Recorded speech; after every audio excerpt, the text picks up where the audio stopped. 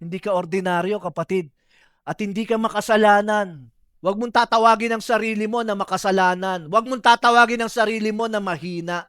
Huwag mong tatawagin ang sarili mo na talunan. Huwag.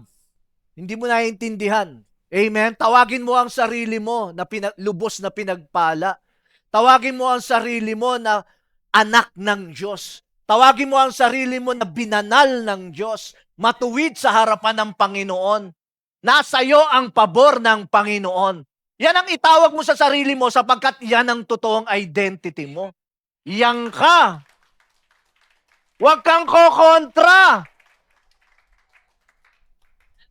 Because that is the very purpose kaya ni-redeem tayo ng Panginoong Hesus. Para ano? Para hugutin tayo kay Adan at ilagay tayo sa Kanya.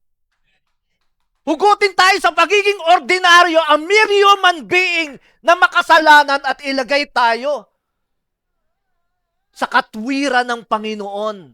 Pinagpalang lubos, mga anak ng Diyos. Amen? May buhay na walang hanggan.